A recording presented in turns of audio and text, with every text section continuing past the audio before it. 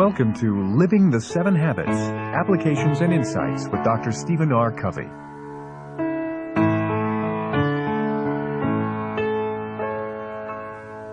In his best-selling book and audio program, 7 Habits of Highly Effective People, Stephen Covey presented an approach to life, work, personal relationships, and self-development based on timeless, universal principles of human effectiveness. Here are the 7 habits, which you'll also find printed on the cassette box. Habit 1. Effective people are proactive. They take responsibility for their own lives. Habit 2. Effective people begin with the end in mind. They use personal vision, correct principles, and a deep sense of personal meaning to accomplish tasks and relate to others. Habit 3. Effective people put first things first. They exercise discipline, and they plan and execute according to priorities. Habit 4. Effective people think win-win. They have an abundance mentality and a strong spirit of cooperation. Habit 5. Effective people seek first to understand, then to be understood. They are intent on learning the needs, interests, and concerns of others. Habit 6. Effective people synergize. They know that the whole is greater than the sum of its parts, and they value and benefit from differences in others. And habit 7. Effective people sharpen the saw. They are continuously involved in self-renewal and self-improvement. In this new program, Stephen Covey shares his most recent thoughts and experiences for people who are serious about putting the 7 habits to work. He provides greater depth and understanding of each of the habits and illustrates ways to live these habits at higher levels of effectiveness. Here is Stephen Covey. I think one of the best ways to understand the 7 habits, in fact to understand any subject, is to study its opposite. So let me just briefly go through the 7 habits of highly ineffective people, and then I'll revisit and restate the 7 habits of effective people, and I'll attempt to use the original language, but to teach it in a new way. The first habit of ineffective people is that they don't take responsibility for their own life. They are victimized. They feel like they're under the control of other forces. They're under the control of environmental forces, or other people are doing them in. People are unkind to them. Bosses are dead-ending their careers. Teenage children may be killing the spirit in their home life. Their spouse may be very oppressive and very inconsiderate. Their parents may have abused them on a consistent basis, and they grew up with what is called a shame-based identity out of a dysfunctional family. All of these things could have happened to these individuals, and so they have ample justification and reason to essentially say, I am what other people have made of me. I am what my past has made of me. I am what is happening to me all around today, and not to take responsibility. And people who blame are usually into love-hate relationships with their loved ones. They're filled usually with a lot of anger and even resentment toward sometimes their parents or other people in the past who have perhaps treated them unfairly, unjustly. They're often angry about what's happening out there in the environment, what the government is doing, what their boss is doing, what their organization that they are doing their work in is doing to them. In other words, all these things kind of accumulate and give to them a feeling that I am not responsible. Consequently, all they're doing is essentially living out the agendas that has been given to them before by other people, and they're filled with this state of what I call disempowering self and empowering the forces outside themselves, or even the genetic and psychic forces within themselves. They're empowering them to continue to control their lives. And I do not want to judge the depth and the extent of the injuries that they may have received or are now being oppressed by. All I am saying is, between what happens to us and our response to it is our freedom to choose our response. And that is the key element of the first habit. It's being alive. It's the habit of choosing your response, the habit of awareness that I am a separate person from all that has happened to me, including all of my feelings, my moods, my genetic makeup, and so forth. Now, people who are ineffective usually do not practice habit 2, or if they do it very superficially. Habit 2, begin with the end in mind. Instead, these people begin with no end in mind. They just kind of wander aimlessly. If they set goals, that is because of some temporary environmental pressure upon them to come up with New Year's resolutions or some new goals, but they're not that committed. They have no sense of what their life is about, no sense of personal meaning. There's no sense of their own identity. Consequently, they do not begin with the end in mind. They do not envision the future with the sense that I can influence it, that I am the creative force of my own life. Instead, they think in terms of the reasons why they cannot accomplish things. They hope a lot, they dream a lot, but there's no internal sense of power that I can literally make those things happen if I make my mind up. Habit 3, to put first things first. Ineffective people put second things first. They don't put first things first. They might even know what the first things are, but because they're so victimized by circumstances and other people and their past, they are precluded from keeping those first things first. And they end up, in a sense, bogged down in the thick of thin things. And Goethe's statement, things which matter most must never be at the mercy of things which matter least, applies beautifully to them, and they don't know any way out because they are busy. They are into a state of crisis management. They are inundated with all that is happening to them out there, and the only respite that they seek and feel is some break with it. Now, the net effect of these first 3 habits is that they create an inward lack of identity, lack of personal security, and a sense that the only worth that lies in them comes from other people's opinions of them. It's what I call a scarcity mentality. They see life through a filter or through a lens that says there's only so much. So if they see someone else getting more than they, even if it's a loved one, they might inwardly feel resentment. Outwardly, they might say, I'm happy for you, but inwardly, they are eating their hearts out, and they know it. And they can even secretly delight in the misfortunes of other people. Their security comes too much from the forces outside themselves and not from their own internal sense of worth and integrity.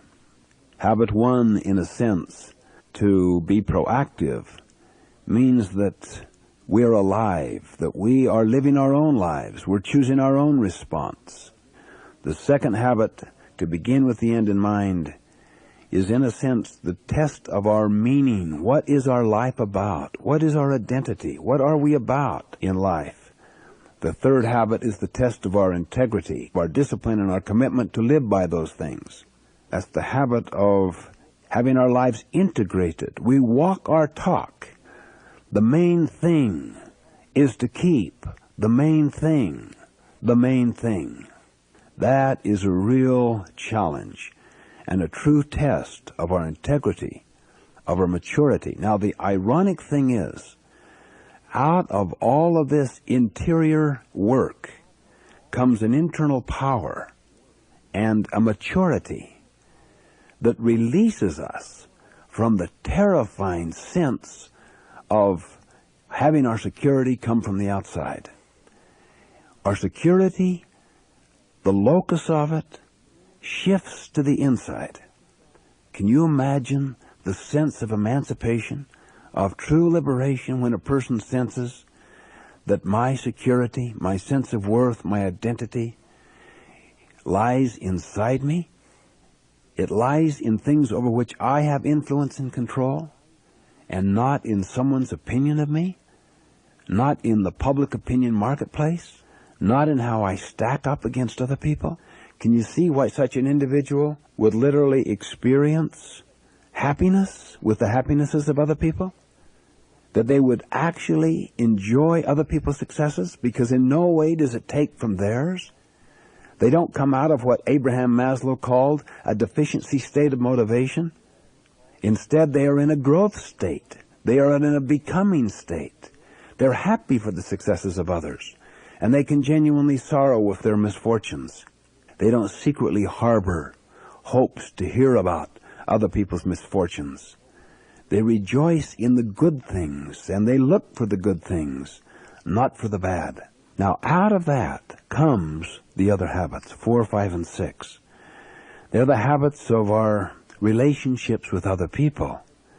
So habit 4, to think win-win, is just the natural fruit of habits 1, 2, and 3. But in itself is the root to even more fruit in our relationships with others. It'll help produce new things, bonding experiences, the power to influence others to do their own interior work. Then we could call the opposite of that to think win-lose, or to think lose-win, which is a kind of martyrdom. Step on me again, everyone else does, I'm no good. See, those attitudes, those approaches are the habits of ineffective people. Probably the more common one, though, is the win-lose, or at least the win. I don't care about whether you win or lose. All I know is I want to win.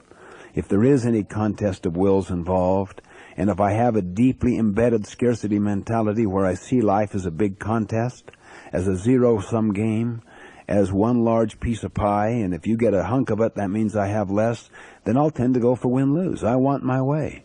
I'll look on my kids as being insubordinate and disloyal when they take me on, when they disagree. I look on subordinates in the same way. And then I'll tend to go for win-lose. And if I have enough clout and I have enough of what's called the great jackass theory of human motivation, that is the carrot and the stick, to cause you to jump around like a puppet, then I get my jollies, I get my psychological satisfactions having those kinds of controls on your life. But there's no bonding that takes place. There's nothing that is created that is new, that strengthens us both.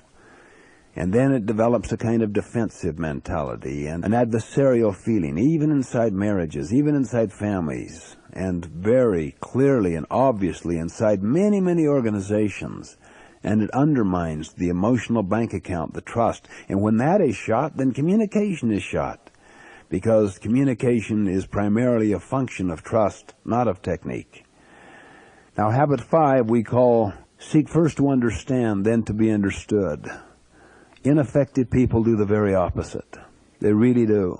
They want to be understood. They're so filled with how right they are or what their desires are that they see the whole life, in a sense, through that autobiographical stance. In other words, it's their story, their value system, their background, their views, their evaluation. That's what guides their decisions. That's what guides their judgments. And for them to really listen empathically, that is within the frame of mind and heart of another person, takes this enormous internal security and this sense of my own worth so that I can afford to leave myself. See, that's why ineffective people cannot afford to leave themselves. They might try to practice this on superficial issues. They might succeed to some degree, but you take the key issues of their life, what we might call the jugular issues, where they have invested an enormous amount of emotional energy.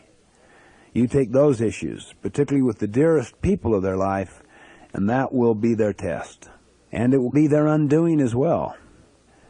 And it can lead to more win-lose thinking and feeling no one understands me, and then both look for evidence to validate their perception. And if you look for it, you usually can find it one way or another, even if you misinterpret the motives of another, because our tendency is to judge others by their behavior, ourselves by our intentions. So when we see someone's behavior and we suspect what our intention might be on that behavior, we supply it.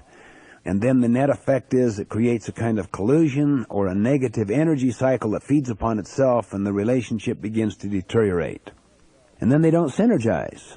Habit 6 is the habit of creating something together that bonds us. Habit 6, synergize, means that the whole is greater than the sum of the parts, that literally the strength of our marriage, the strength of our relationship in this team or in this business or in this school is the fact that we are different, that we think differently, that we see it differently. But can you imagine the amount of personal security it would take to truly, deep in our hearts, not have prejudice, not prejudge, to discover our wife again today, freshly, newly, as if we had never seen her before, to experience our husband on the basis of the experience of today, to experience the son or child or the boss, and not to have to carry the label of yesterday, to not to have to live out of our memory, but to live with imagination, with the potential of what other people have inside them, to live on the basis of what you might call true faith in the potential of other people, and to see in that faith hope for the future, and to have the spirit of charity that follows, so that you are not jumping upon them and looking for evidence to, say, undermine them or to validate some earlier prejudice. So in a sense, habit 4 is the fruit of the first 3 habits, but it is the root of 5 and 6. That is, it is like the tree that has its roots deep into the soil of mutual benefit, of trust, of abundance, of a desire for really valuing other people as you value yourself. Then, the natural route to take, like a road, is habit 5. We need to communicate. We need to understand each other, but always to understand the other first. Not to judge, but to understand. It's very interesting that judgment and understanding are almost inimical concepts. Literally, you cannot judge when you understand at the same time. They're mutually exclusive emotions, literally. And it's very ironic. Those who do not judge will not be judged. They will not be judged. They'll find that they'll create an aura around them and a culture around them that is non-judgmental. Why? Because they are so accepting. They notice, they observe, they don't judge. And they seek to understand without judgment. They don't agree or disagree. They're not into sympathy. Empathy is not sympathy. They observe, they notice, they understand. But then they also want to be understood. And out of that interaction flow new insights, new awarenesses that neither of them had before. And if they truly understand each other's deeper needs and interests and concerns, usually the creative right brain enables them to come up with solutions that are truly synergistic. So habit 6 becomes the fruit of 4 and 5. Habit 7 is the habit of continuous renewal. It's the habit we call sharpen the saw. Ineffective people really do not pay the price of sharpening the saw. They fall into what's called entropy. They fall back, they get disordered, they lose their interest and their energy. They're psyched when they get into this material for a few days or something of this nature, but then after a while it's washed away. And then they've learned only new things to condemn themselves by, because they do not maintain the habit of renewal, the habit of balance, the habit of sharpening the saw, the habit of continuous improvement, the habit of kaizen, the Japanese word for continuous improvement. And that 1 hour a day will affect the quality of every other hour of that day and the depth and restfulness of one's sleep. Imagine if there were only 7 hours in a week in sharpening the saw, that if it would be so significant a leverage factor on the other 161 hours of the week. We must say that it cannot be neglected. It's the one habit that essentially nurtures and maintains and enhances the other 6.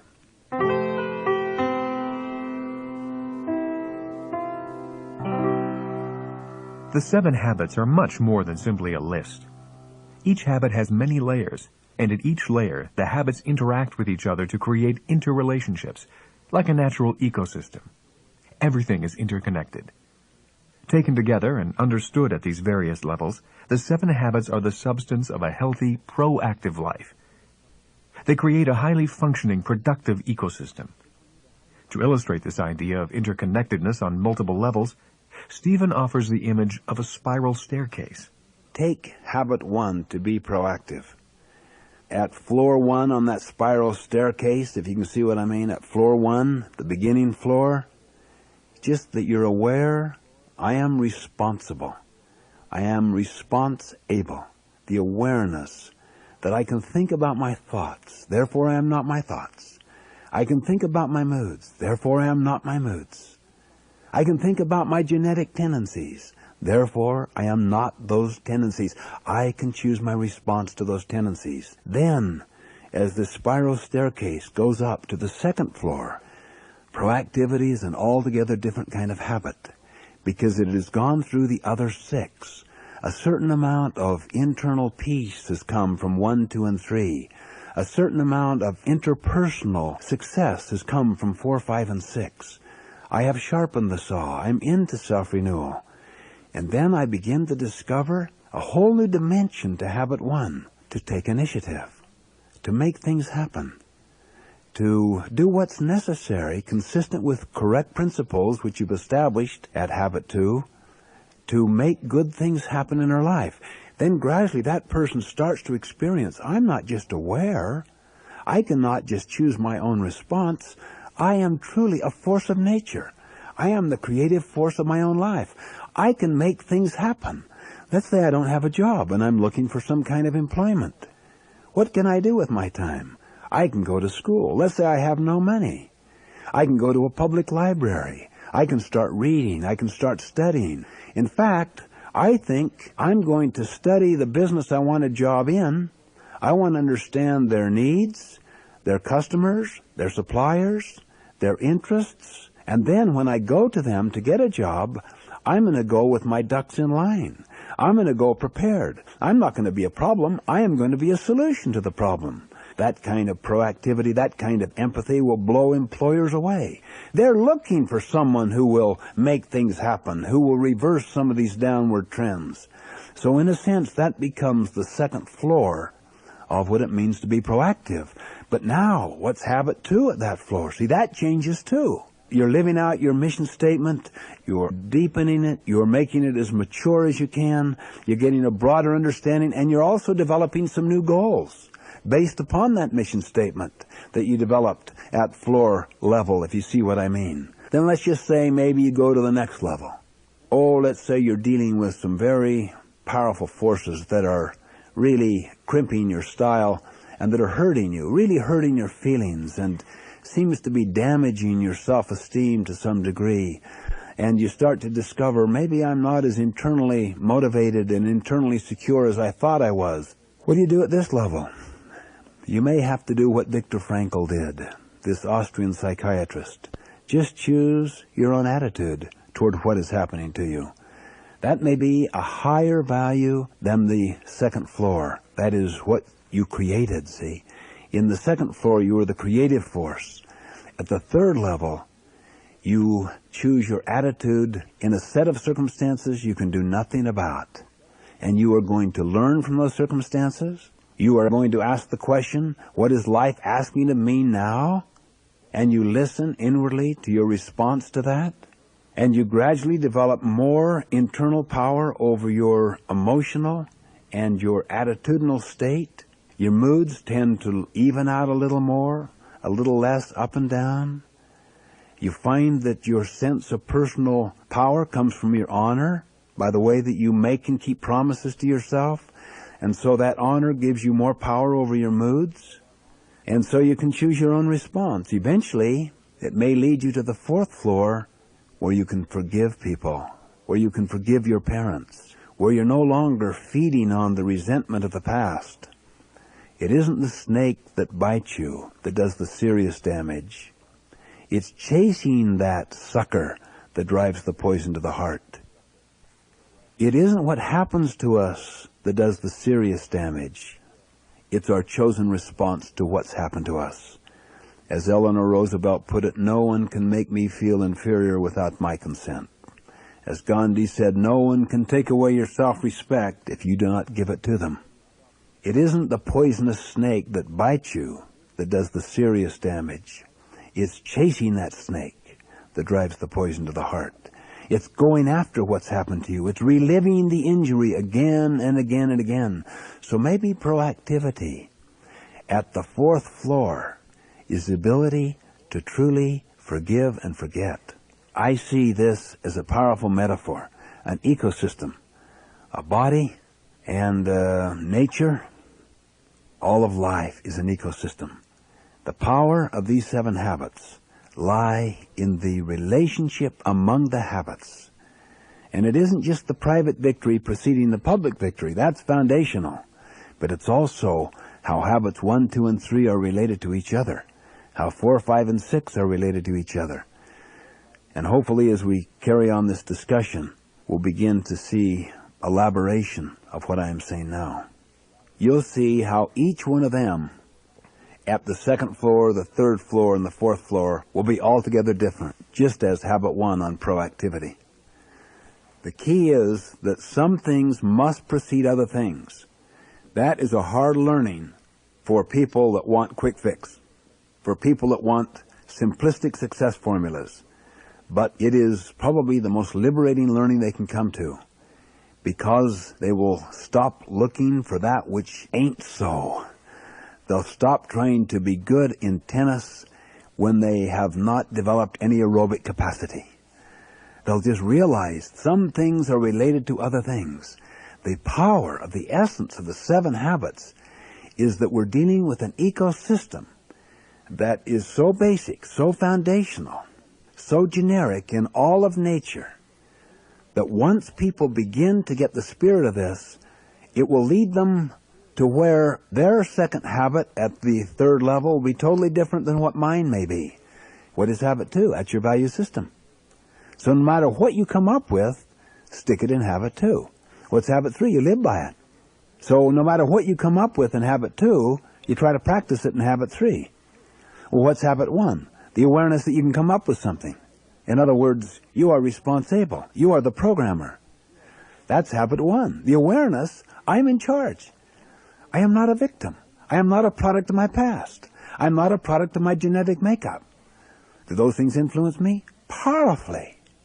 But the space between stimulus and response is where we go to work. And as that work is done, it gets larger and larger and larger. That's what's exciting. So no matter what a person may come up with, I think you can put it all under habit 2. Well, then why did we select 4, 5, and 6? Well, try to think of the most generic things with regard to our relationships with people. Can you get any more basic than just saying other people have worth too? Well, that's all habit 4 is. Think win-win. You matter too. Now look at habit 5. What is more basic? That if you do value people, don't you want to understand them? In the emotional bank account, that is always the first deposit, because you don't know what kindness means to them, except understanding them from within their frame of reference. Habit 5, do you understand?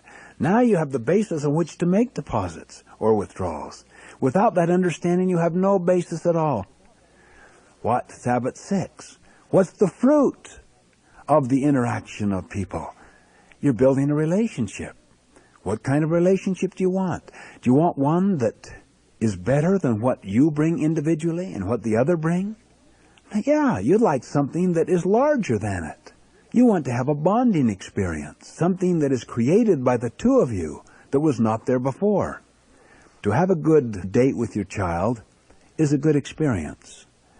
But to create something new, to create a party with that child that was a rich, say, intergenerational family party, or to build something with that child where the two of you work together and you learn to cooperate together and you created something and it's a symbol of that creation, that's bonding.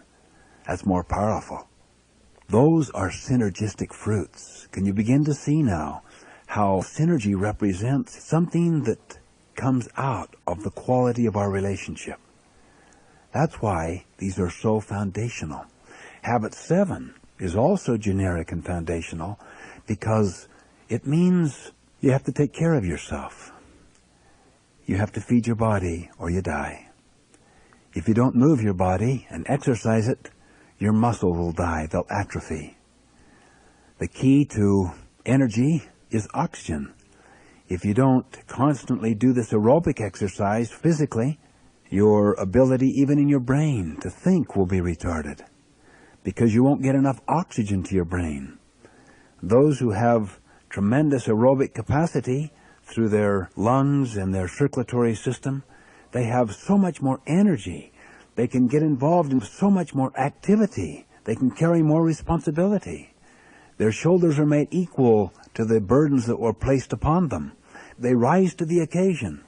Some people have enormous physical capacity, and perhaps they haven't earned it. It's come more genetically. Well, what if they would also continue to exercise? How much larger that capacity would be? Well, what about our mental capacity?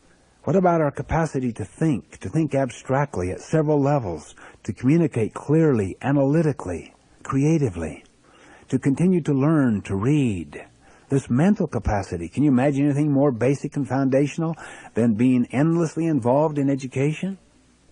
What about the renewal of our own spiritual natures? What are we about, really? What's truly important? The main thing is to keep the main thing the main thing.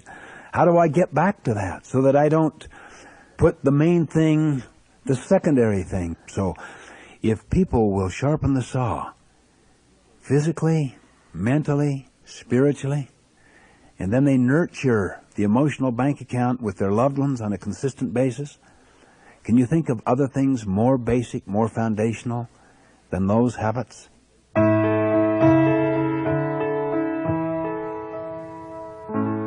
By truly living the 7 habits, we can create for ourselves a healthy ecosystem. The 7 habits allow our strengths to come from within ourselves. But the foundations of the 7 habits, the principles upon which they're built, are not internal, but external. They are timeless truths that are self-evident. For example, habit 1, be proactive, is based on the principle that we are responsible for our own lives, and we are able to choose our responses to events in our lives. Habit 2, begin with the end in mind, is based on the principle that we are creating our own reality. We are the authors of our own stories. Each of the habits grows from natural laws that operate regardless of whether or not we pay attention to them. This is why Stephen Covey refers to them as an ecosystem. They are built on the immutable concepts of trust, integrity, service, and meaning. By living the 7 habits, you align yourself with these natural laws. You become principle-centered. One of the fundamental elements of this process is the development of a mission statement, a declaration of who you are and what you are about. What is the source of mission statements? Stephen tells us that they come from our secret lives. We live 3 lives. We live our public life. We go often into many social activities that are public and so forth. So that's a pretty self-evident life. The second life is our private life. That's away from the public. Now, we may be alone, or we may choose to be with a particular friend, or with our loved ones in our family, or simply be totally alone. And that's our private life. That interfaces with the public, but we value it. We value both parts to our lives. The third life is part of the other 2. It's the significant part. This is our secret life. That's where our heart is. For instance, I could be in a large public setting and put my consciousness into exploring what my motives are. What am I doing here? How can I make a difference? How can I make a contribution in this setting? I'm in my secret life while I'm in a public setting. Or I could be in the mountains alone or on a beach alone and not go into my secret life at all. It isn't until I go inside and ask my heart, what is its motive structure? What really are my desires? It isn't until you begin to become self-aware and explore the programs that you're living out. You stand apart from them. That is one of the unique human endowments that animals do not possess. They do not have the power to stand apart from their programming and to examine it. That's the secret life. Now just look how that unique endowment becomes so vital to all of the habits. Let's say that I'm wanting to work on habit 2, to develop a personal mission statement. Obviously, if a person is seriously trying to undertake that effort, they're going into their secret life because they're asking, what is my life about? They're exploring their own life. They can explore their psychic history, their background, their genetic makeup, the present environment, but they're doing it from a different place, from their secret life. That self-awareness then leads to the ability to look at other things, other unique endowments in that secret life. One is our conscience. Our conscience is the internal sense of right and wrong. That is part of our secret life. Now, Freud believed that the conscience is primarily a product of the public life, of society, of the culture. Carl Jung split with Freud on that very point. He acknowledged such a thing as a social conscience, but he said much deeper than the social conscience is what he called a collective unconscious, which has to do with that which is most generic, most foundational of all people, to all people, regardless of their culture, their upbringing, their religion, their race, and that in that collective unconscious is a sense of right and wrong that has been given to us. It's like a unique endowment. We can also visit the power of our mind to create or to imagine that which does not exist now. That's another unique human endowment.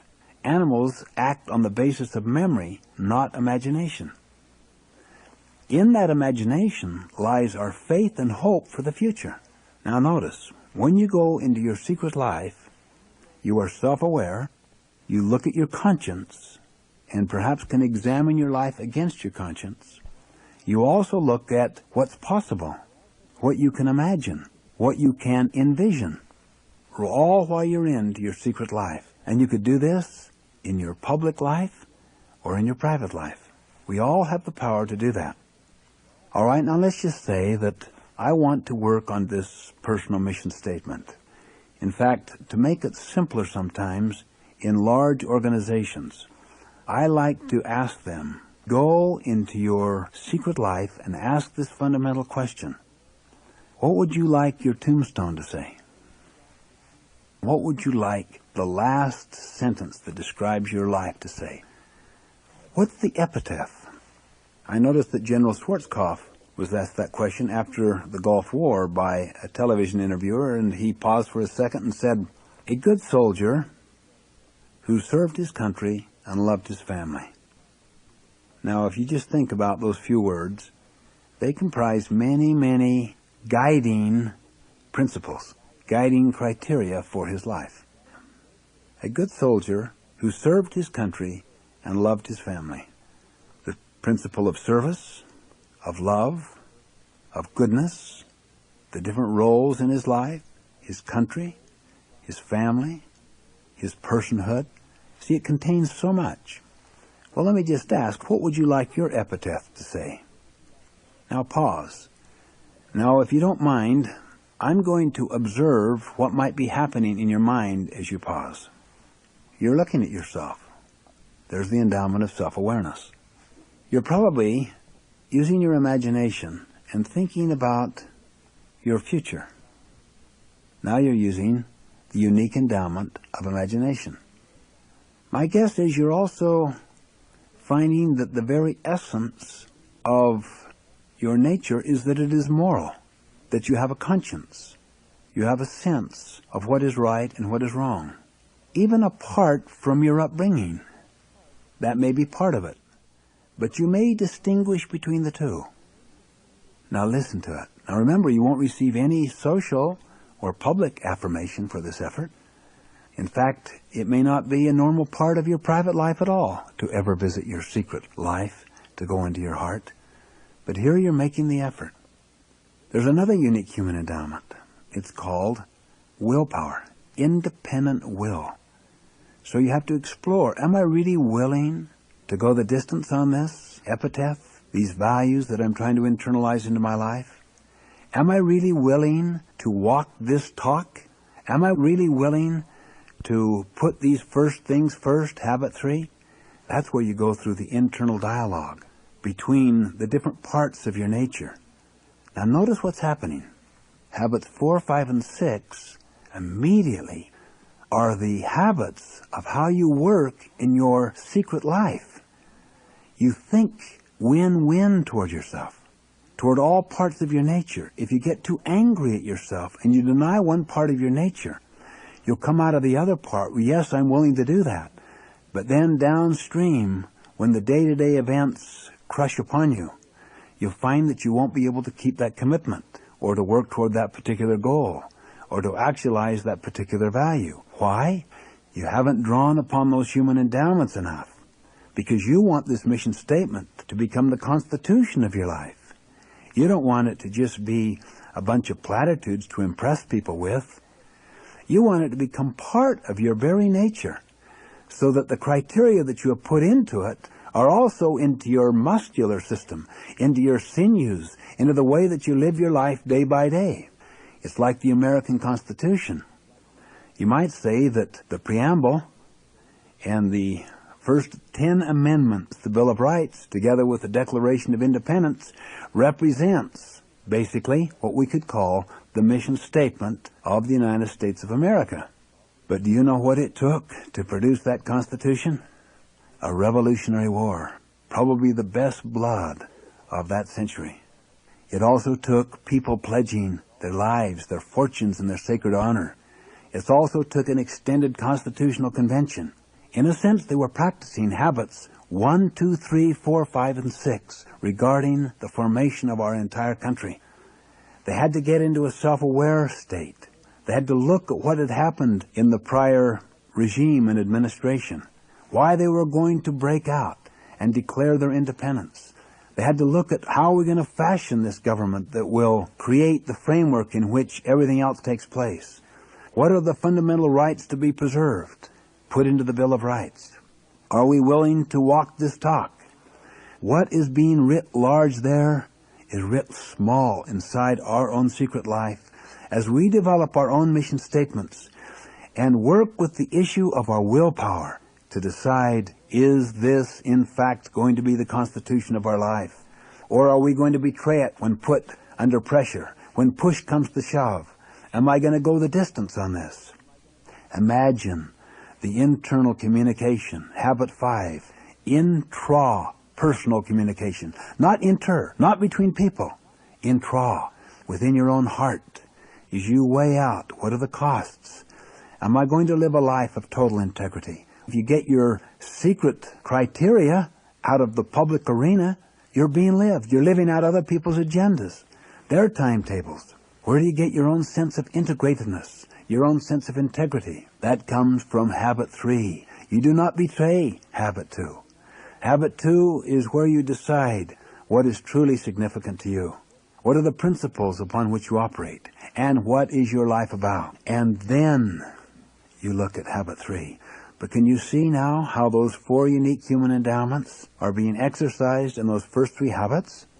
Can you also see how habits 4, 5, and 6 focus directly on the development of 2 and the keeping it at 3? What does this synergy mean intrapersonally? As you carry out this intrapersonal communication within yourself and you take time and you're patient, you're kind with yourself, you have the spirit of win-win toward yourself, you're not condemning, you're not damning, but you're honest, you carry out this inward conversation in your own secret life, your heart, using those 4 unique endowments. Gradually what happens is you get insight. It'll come eventually. You get an idea that will heal 2 disparate parts of your nature. You'll get identified with a superordinate goal, say your family, the development of your children's well-being, and helping them become major contributors in life as well. And that will subordinate all of this psychic energy around the way that perhaps you were raised. It will help overcome the tendencies to become impatient or to be unwise and to overreact because you have this superordinate goal. What's happened? Synergy. Intrapersonal synergy has happened. Inside yourself, you're beginning to fashion the Constitution. And there may be a little Revolutionary War inside and an extended constitutional convention. Don't force the processes. There is no shortcut to this. The strength of these mission statements lie as much in the process that produced these mission statements as in the content of the mission statements themselves.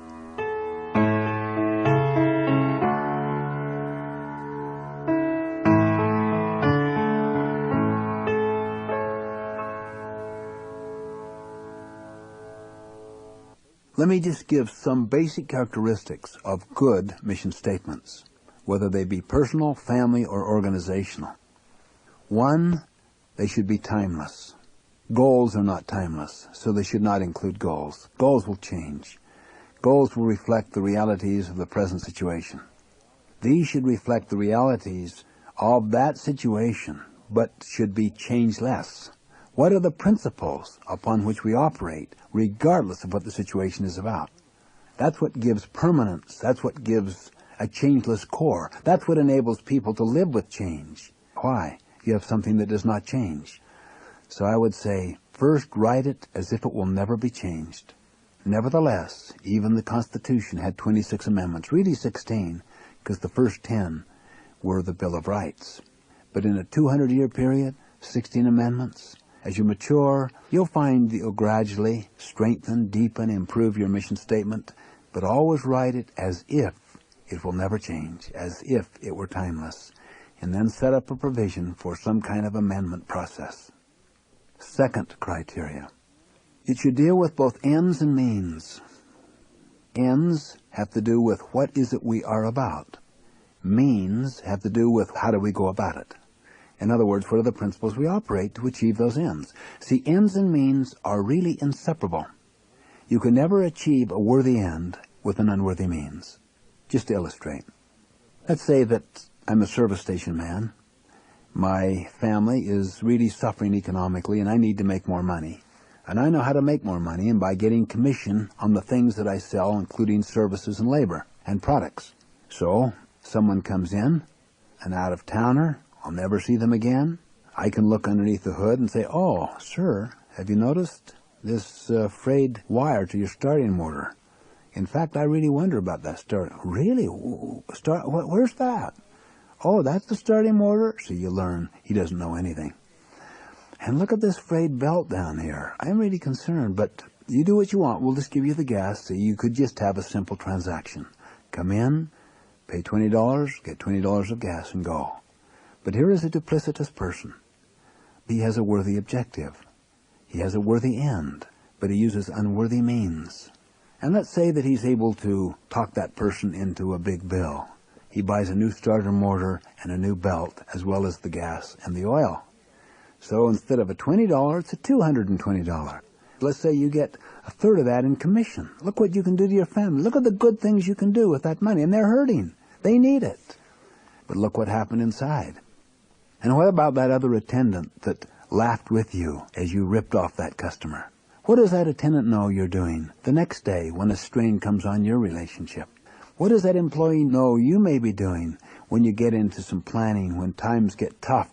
And what about inside yourself? How do you handle this moral issue when you knew you did something wrong? Do you bury it? Is it possible that it might come forth in uglier ways with your loved ones? That you might overreact? Is it possible that it might affect the relationship of body and mind and spirit, and psychosomatic illnesses might develop? Just like the farm, we will always reap as we sow. There are no exceptions at all. To emotionally accept that puts you square into your secret life, where you have to learn to deal with your conscience, with your willpower. Am I really willing to do this, to walk this talk? And the more people live by their conscience, the more integrity they have, the more they have this abundance mentality. Now notice what happened. We have applied habits 4, 5, and 6 at the intrapersonal level to habits 2 and 3. The fruit of that is interpersonal habits 4, 5, and 6. So that you genuinely think win-win. When that guy comes in, you give him a fair exchange for what he asked for. And the person notices you could have ripped them off, but you didn't. You have peace of mind inside yourself. But what about your son and your family? You're suffering there. You develop creative energy. You expand your capacity. You work more and more in your circle of influence until you develop the skill base and the opportunity base on which you can meet those other needs. People notice that. Your employees notice that. This other attendant noticed that. They notice the second mile you go with this customer. They notice that customers come back to you. They notice that you're gradually building a credibility, an ethos program, a foundation of character and of competency. Now you're becoming a light, not a judge. It's hard to be around a person of that kind of integrity and not be powerfully influenced and inspired by them. That person will come up with creative ways, if they're proactive enough, to meet the other needs. Now, what am I basically saying? Ends and means are inseparable. Ends pre-exist in the means. You'll never, ever achieve a worthy end with an unworthy means. You cannot violate one principle. You'll eventually find the hens will come home to roost. But many mission statements only deal with values. They deal only with these principles, but they have no vision to them. We want to be good, but we want to be good for something. Negative goodness that's untested isn't good. It's when you're out in the battlefield to accomplish worthy objectives, some project that makes a difference, that contributes, that adds to the welfare of society and to your own family welfare and so forth. That is what causes you to see, am I going to live by these principles? It's the inseparable nature of means and ends. Many mission statements are only wish statements, vision statements, dream statements. They don't deal with means. Others only deal with means. They're value statements, value clarification. They don't deal with ends. The key to one is always the other, the ends and means being inseparable. Let me give a third criterion.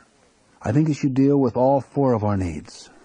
The need to live, that has to do with our body and the welfare of our family. The economics, we could call it.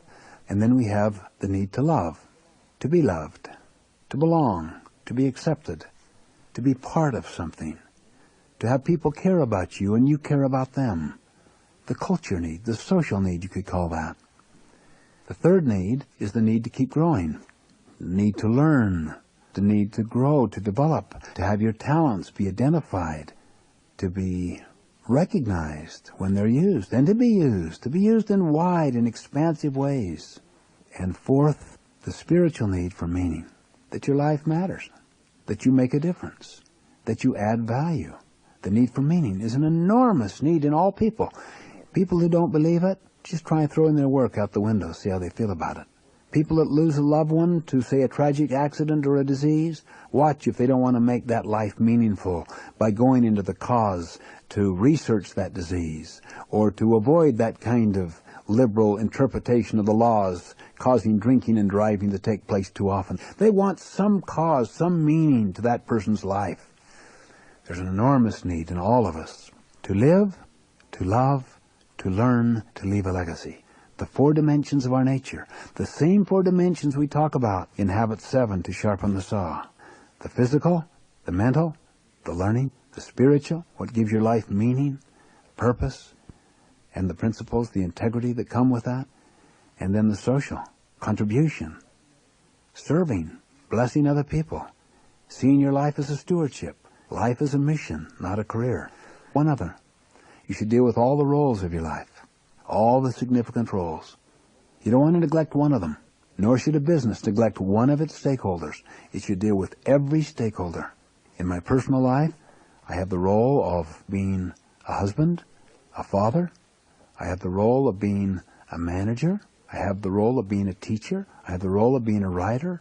I have the role of being a community worker, a neighbor. All of those roles are important. And to lead a balanced life, I have to think through all those roles and in some way include them in this very brief statement, this mission statement. I suggest those are the fundamental criteria of good mission statements, not only for individuals, but also for families and for organizations.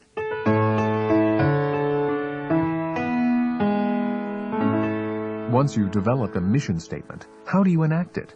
How do you make it real? In the next section of this program, Stephen explores the power of planning and presents the organizing principles that lead to empowerment. He uses the image of the 4 quadrants as an analogy for how we manage ourselves and our time. You'll find an illustration of the 4 quadrants on the cassette package. Here again is Stephen Covey. I think one of the most helpful things is to have some kind of an organizing tool that constantly pushes you up against the roles that you have identified in your mission statement, and then the goals that you want to achieve under each of those roles within the guidelines of the principles that you've identified, which means long-term planning, intermediate planning, short-term planning. I do not believe in planning less than 1 week. I think people that are in the day-to-day planning are just prioritizing crises, and they'll find themselves buried in the thick of thin things and managing their life by crises. So I think the shortest unit of planning should be a week. That doesn't mean we don't adapt on a daily basis, because we can't anticipate everything in a week. Things come up, we have to adapt, be flexible. But if you think in terms of a full week and each of the significant roles of your life and the goals you want to accomplish that week within the larger long-term goal context, I honestly think that is an extremely powerful tool to help you get disciplined. And people that do this continually tell us their lives become balanced. They are amazed that they ever lived in the thick of thin things before. So it takes discipline to do this, but it also takes the internalization of your mission statement so you have a clear definition of what truly is important. And you need to say no. People should practice saying no, because every time they say yes to something that is not important, they're saying no to something that is more important. If you are saying no to people, you may be taking a withdrawal from the emotional bank account with those people. So you may have to spend some time educating them as to what you're doing and why you're doing it, to show that you will actually help them more and contribute more to them. I remember one executive who said he was very criticized by his people when he started going into Quadrant 2. But when they started to discover the fruits that came from it, every time they saw him, they basically said, get back to Quadrant 2. That's where you're really productive. They didn't want to have to deal with the secretary or the assistant, but eventually the secretary and the assistant became more competent in doing what they do, more than he did. But it took a little period of time, and it takes some courage, because most of the world is in Quadrant 1 thinking, crisis management, and you're swimming upstream a little, but that's the reason why you're not an animal. You have those 4 unique human endowments. You can do it. I also think that the key to moving the fulcrum over is to empower other people to learn how to delegate.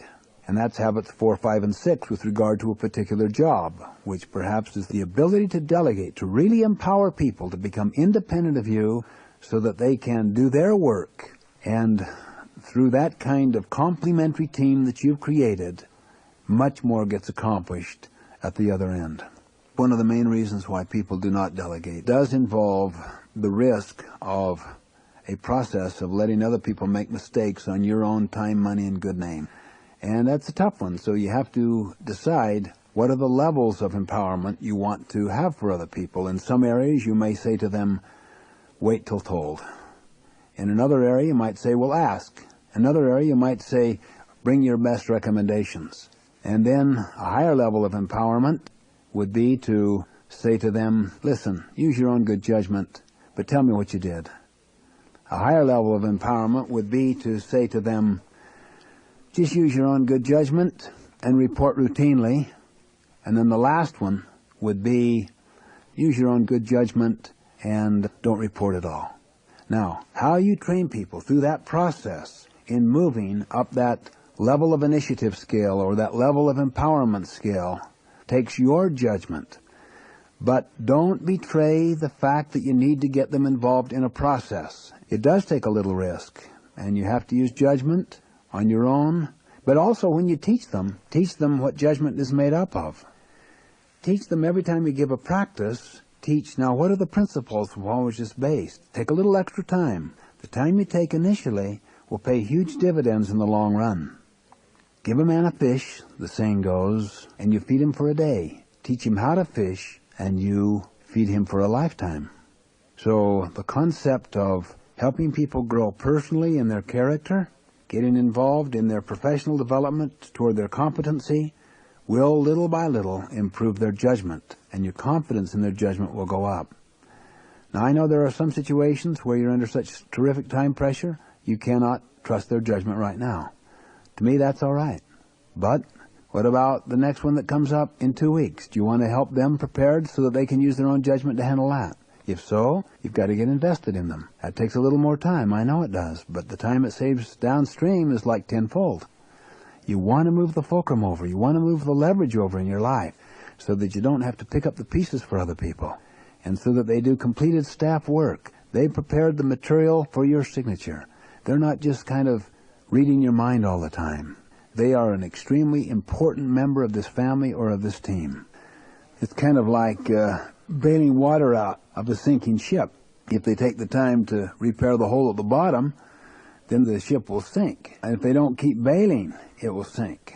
So they're in such a plight, they just don't have time to do this preventative work at all. See, I dispute that. I believe that that's maybe the case with 80, maybe 90%, but I believe there's a little time, maybe 10%. If you're draining the swamp and you're fighting off those alligators that are just chomping at your feet, between hitting those alligators, just put that shovel in and take one piece of mud and throw it to the side.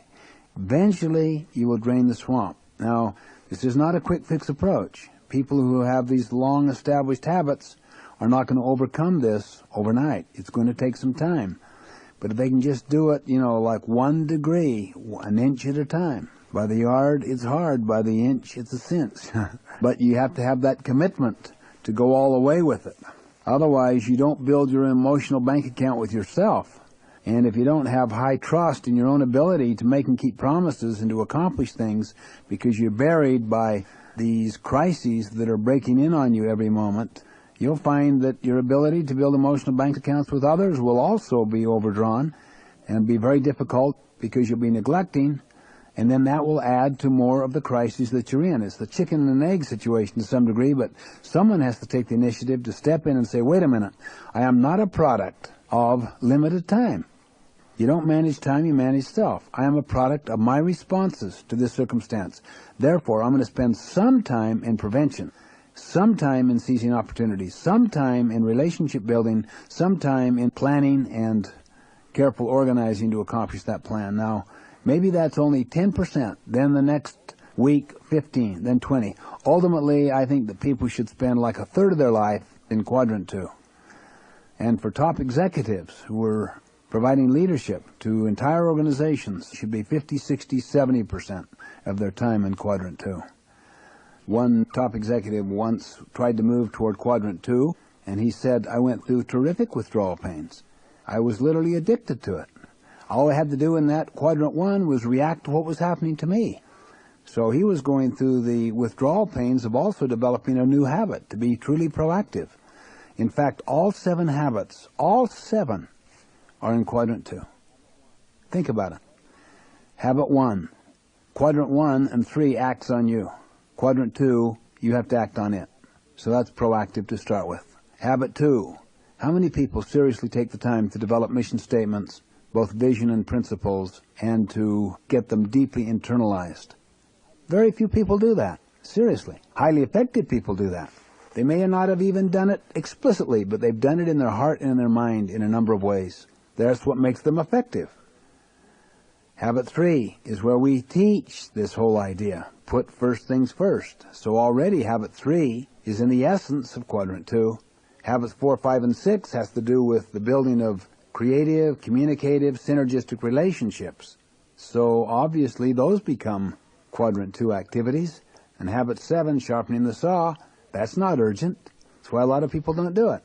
To take the time to do it is a quadrant 2 activity. So you can see literally all 7 habits. In fact, if someone were to say to me, if I were to just adopt one activity, what would it be? I'd say, increase the time in quadrant 2.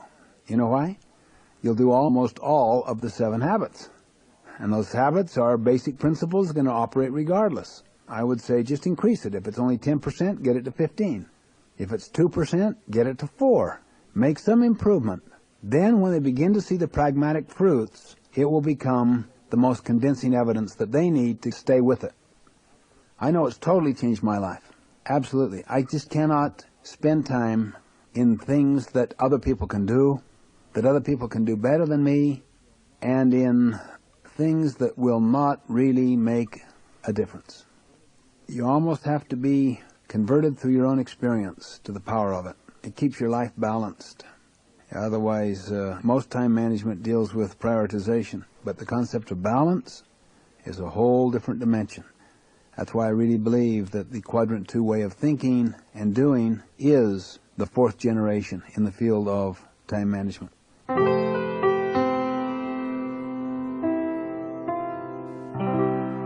As Stephen has illustrated, one result of developing and living by a mission statement is empowerment. This is a term that is used in many contexts, but what exactly is empowerment? Stephen now uses an example from his own life to get at the essence of the meaning of this word. He learned from this experience that empowerment is built on trust. If you don't trust people, if they're not trustworthy, and if you yourself are not trustworthy, then empowerment is just artificial. It's a shadow, it's language, it's platitudes, but there's no real substance to it. What you do is you control people, you don't empower them. Well, I was kind of raised to some degree in this, what I call kind control approach. It's kind of a benevolent autocracy. It's kind, you're good to people, see? I was raised somewhat in that, in my business career and so forth, and all of a sudden, I came into a situation where I had a new boss. He didn't see the world through that paradigm at all. He saw the world through an empowerment paradigm. And my first experiences with him just kind of disarmed me utterly.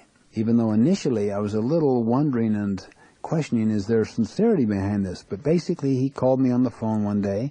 Now he's my boss, and I had a large operation with many, many managers reporting to me and thousands of people involved.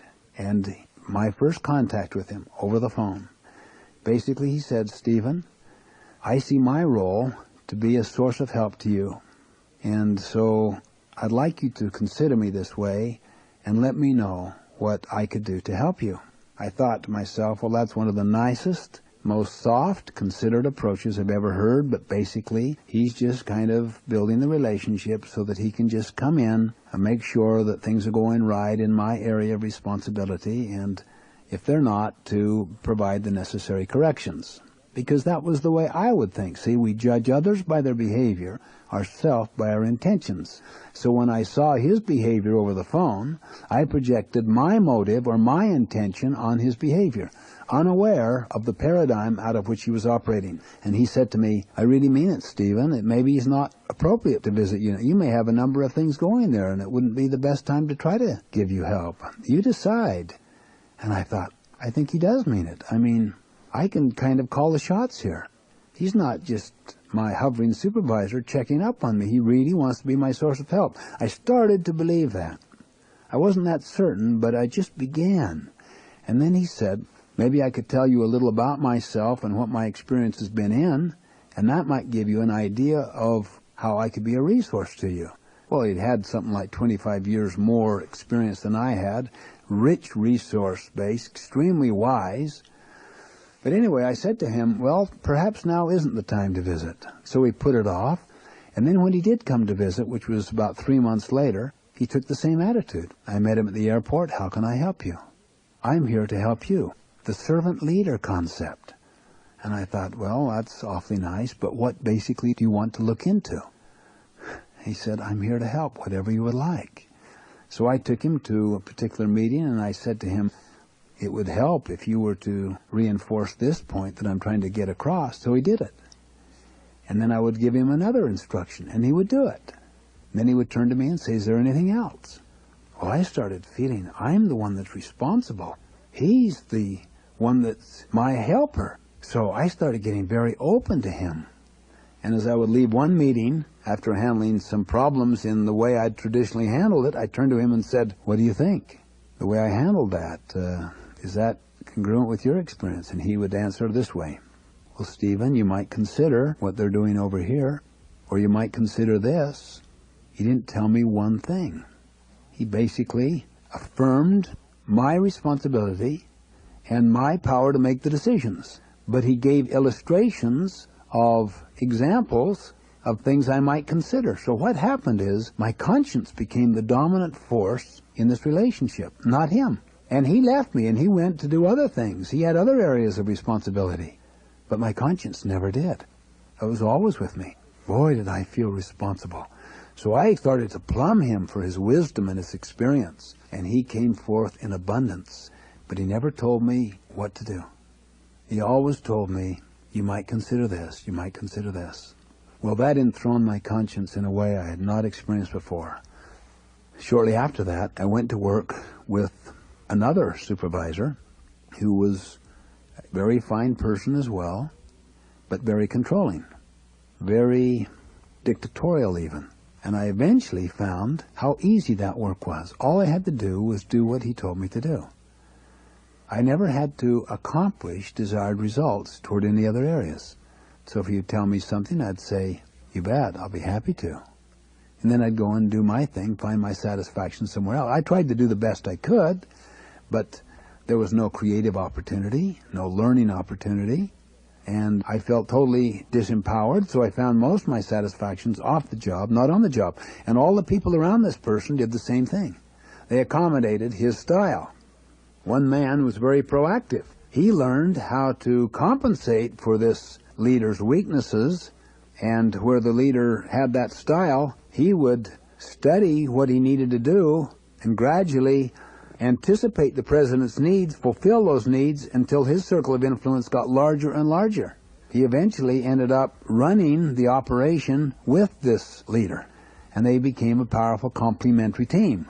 So in other words, even though his boss was not empowering, the recipient of the delegation was so proactive and so inwardly secure that he took the initiative to create the realm of empowerment for himself. I hadn't done that, see, when I was working with the president, but this man did, and it was a powerful model to me. It's these kinds of experiences that help me contrast control and empowerment, and really help lead to the development of these 7 habits, that the key is an internal self-control, a self-empowering process, which leads eventually to the natural emergent empowerment of other people.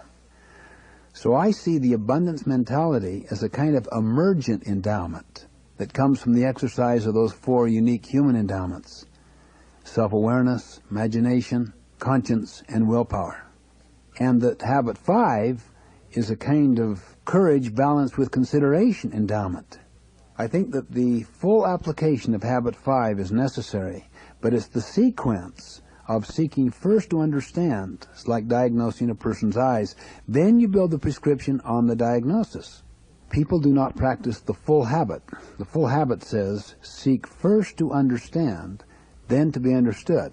So they start empathizing, they start listening, they show consideration, and eventually they get sucked in to the other person's point of view, and they become sympathetic instead of empathetic, and they abandon their own. Or they're not influenced at all in the process, but they kind of just capitulate because they say, well, you know, we got to keep peace around here. And it's that sequence that becomes the real key. But you can't abandon the last half of that, or else you'll get sucked into lose-win performance agreements. You also have to make it very explicit to the person that you're empathizing with what you're doing. Tell them, you're empathizing. I'm not taking any position at all. I'm just trying to understand how you see it, how you feel about it. And then I want to restate your position to your satisfaction. And then I would like the opportunity to say how I see it and how I feel about it. Now, what you're saying and sharing with me will probably powerfully influence that, and I'll indicate that as well. Then the 2 of us can interact together until we can find some solution that we really feel superbly good about. That's synergy, see? So problem solving is habit 6. But the communication process of habit 5 is the foundation of that, and the spirit and motive of habit 4. And I can't tell you how important the motive of habit 4 is. I mean, you think for yourself, when you're convinced you're right, do you really want other people's opinions? See, usually we don't. When we're convinced we want submission. We want obedience to our opinions. We want our boss to ask our opinion. We want our subordinates to go along like good soldiers. So you have to really analyze the situation and ask, wait a minute, here's another person involved. This person sees it differently. How important is that person to me? What is truly important about the long-term situation here? I do want their opinion. It's hard, though. You have to suck it up a little, hunker down, and make it happen. Go for a win-win performance agreement. I've been in many situations where I just hoped that what I thought was win would be win to them. And if it wasn't, because I had not prepared myself as well inside, I tended to go for win-lose. Or if I didn't have any courage left, capitulated and went for lose-win. And habit 6, to synergize, is the endowment of being creative. And when you're creative with another person, it's a form of cooperative creation. So these are emergent endowments that come because people have exercised the foundational generic endowments that are unique to our nature as human beings.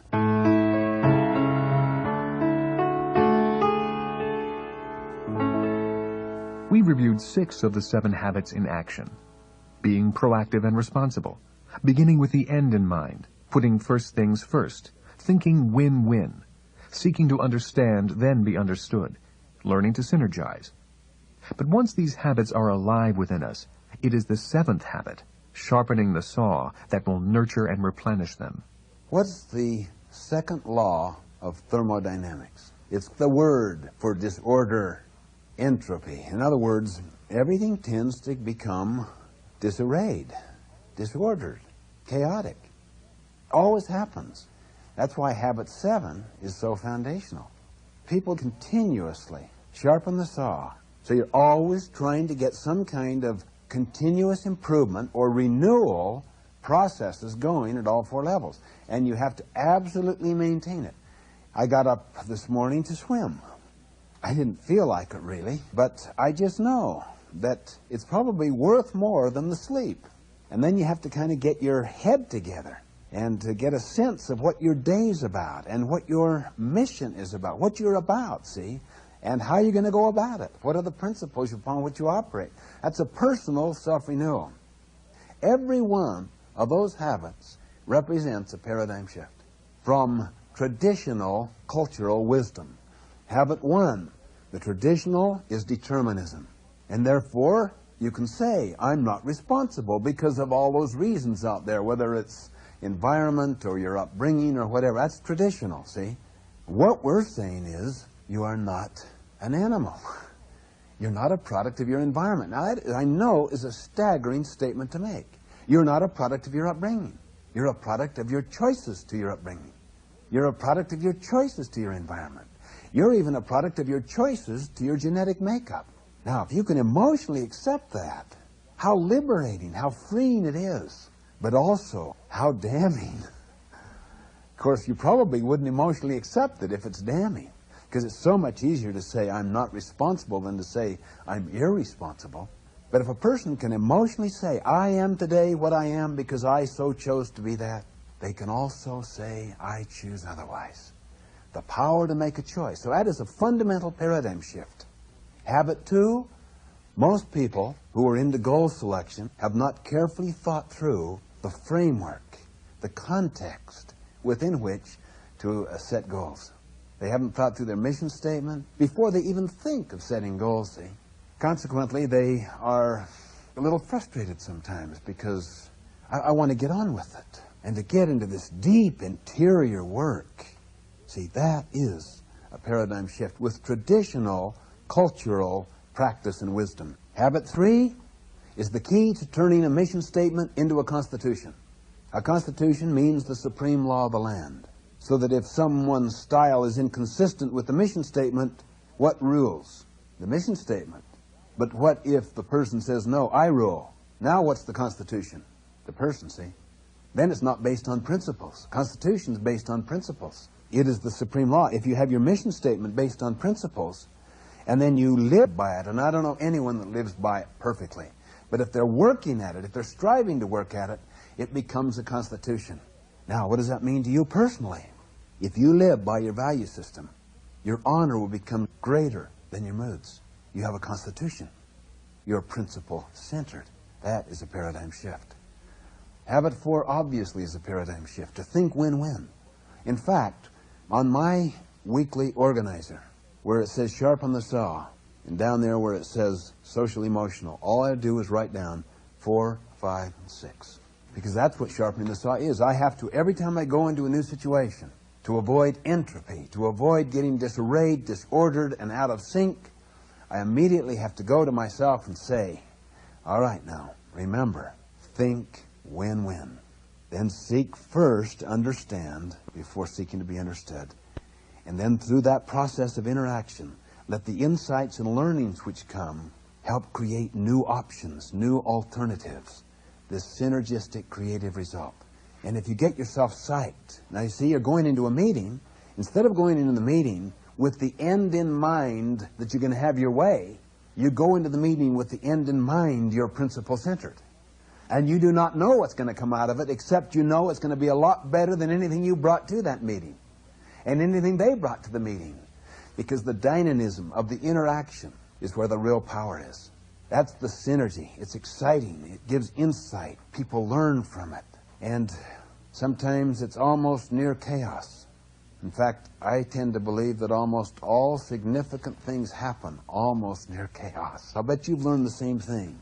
There's a certain magic that happens, a certain kind of chemistry. That's habit 6. That's synergy, see. All 3 of those habits, 4, 5, and 6, are paradigm shifts with traditional cultural practice and wisdom, particularly 6, because 6, the traditional concept is give a little, take a little, compromise.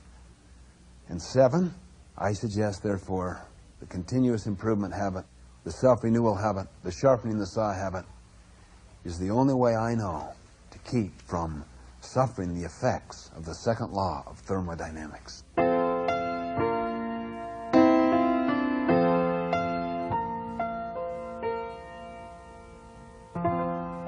Stephen has indicated several direct ways in this program to incorporate the 7 habits, to make them an integral part of your life, of your person. In this final section, he offers some specific action steps to get the process of living the 7 habits underway. First of all, I'd like to give a caution. Remember, you don't want to get yourself psyched from the wrong source. That is, just from your public life. I would go into your secret life. I really encourage you to do that. I know many people will not, but those who do, if they'll learn to be still and to meditate, and if they can live with some silence, and they honestly begin to work with their mission statement, with those unique human endowments, they'll find something beginning to happen inside themselves. Their conscience will speak to them. They can begin to imagine and to think of a commitment they want to make, which they will keep no matter what their moods are.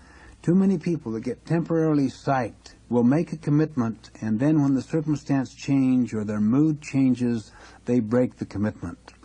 The pattern of making and breaking New Year's resolutions is perhaps one of the most common illustrations of this. The key is not to get your energy from the public or even your private life, but get your energy from your secret life, from your conscience, from your independent will, from your self-awareness. Start small. Better to have very small successes until gradually, little by little, you can make larger commitments, larger promises. Then eventually, your own sense of personal honor will indeed be greater than your moods and more powerful than the environmental forces that surround you. Now, these are some of the things I would consider doing in terms of certain commitments or goals that you want to think about in your heart of hearts. 1, am I prepared to sharpen the saw? Am I prepared to spend some time every day in self-renewal? That, to me, has so many good things that come from it. You might even start with a half an hour. Even if it's just 10 minutes exercise and 20 minutes in spiritual, reviewing your mission statement or recommitting yourself to your value system and your mental activity of reading a book for a period of time. Just a half an hour. Eventually, I think you'll find that will go into a full hour and more. It'll come to have such meaning to you. But that one commitment, consistently followed through on, will have so many other benefits that will flow from it. Otherwise, you'll fall into entropy, and that is the natural tendency of all things. So to be committed to continuous jump-starting your own mind and spirit and body on a consistent basis, to me, is like a first early commitment. Most everyone can do that. I'd say another important thing is to think about all those key relationships that need to have a deposit in them. I want to make sure that I get together with my daughter Jenny. I want to make sure that I go to my son Joshua's soccer game. I want to make sure that I communicate with my married son Sean. I want to make sure that I keep in touch. I want to make sure that I nurture those people that are nearest and dearest to me. Success at home precedes all other success. Then I would say a third thing to think about would be to decide to spend more time in quadrant 2, to empower more other people, to decide what truly is important, and to work on that and to say no to the other. That takes some courage, but someone has to do this preventative work, or else we'll all spend our time treating the symptoms of the deeper problems. And I feel that all of us are called to provide that kind of leadership inside our lives, inside our family lives, inside our organizations, so that we can keep the tendencies of earlier generations from going into the next generation. We become change catalysts. Our private life should come out of our secret life, out of those commitments we make deep within our heart. And to make sure that we don't get overcommitted, because we're going to end up violating those and then getting discouraged and guilt trip your life. Be patient. Be kind to yourself. Start small. Go slow. It was interesting to see another great movie, The Dead Poets Society, how this new literature teacher attempted to help his students become empowered. He took them through some very fascinating creative experiences. The school itself was a very prestigious prep school, which was deep not into empowerment, but deep into control and training. Its paradigm was basically, we have it, you kids don't have it, you've come to us to get it, congratulations, your parents are smart in bringing to us, we have the prestige, if you obey the rules, you too will get it, you'll become one of us. By the way, they said, we have a new teacher here. His paradigm was this, we don't have it, you think we have it, we don't. You don't realize you have it, you do. It's my job to help you realize you have it. So then he'd give them various experiences. At one point he actually had them tear up part of the textbook. He wanted to say to them, you too can write a verse in poetry. You too can make something happen. But one of the scenes I like is just a short segment where he has the students walk into the room, the first day of his class. He walks through the room. They're all in their structured, controlled way, waiting for the instructions, the training to put stuff into them. And he's into true education to get stuff to come out of them. He takes them out into the hall, shows them pictures of students who, as he puts, are now fertilizing daffodils. Then he has them look at that wall, and he says, get up close, and you can hear them bequeath their legacy to you. Carpe diem. Carpe diem. Seize the day. Seize the moment. Make it happen. The power lies in your power to choose what your life is about. So he takes them into their secret life, and for a few seconds you can feel the stillness, and it bequeaths its energy into them, and it begins a process. This process continues, but unfortunately, because principle-centered leadership was not at the core of the entire institution, when a tragedy occurred, the whole culture essentially turned on him and scapegoated against him as the cause of the tragedy, because its fundamental paradigm needed to remain intact.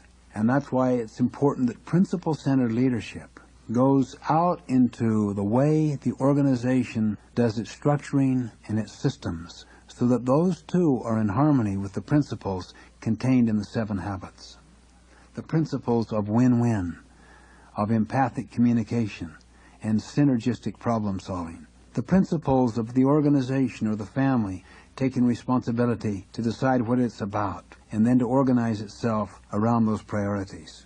I encourage getting back into the 7 Habits book and studying it some more. I encourage sharing it with other people, teaching it to your loved ones, teaching it to your work associates. I encourage the awareness that these 7 habits represent an ecosystem, that they are all interrelated, and at higher and higher levels, their content changes and their character remains the same.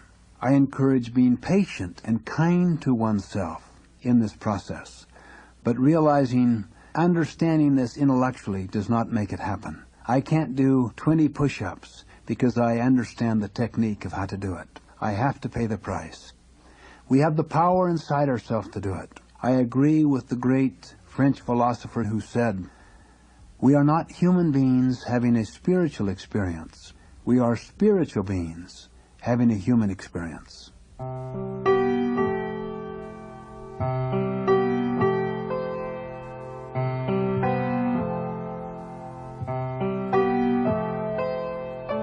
You've been listening to Living the Seven Habits, Applications and Insights with Dr. Stephen R. Covey. This program was adapted by Jesse Boggs, with digital editing and mastering by Colin Sean Mahoney of Zacuto Audio. I'm Kevin Moore. The associate producer was Sloan Seaman. Living the Seven Habits was produced by Linda Walnut. This has been a presentation of Simon & Schuster Audio.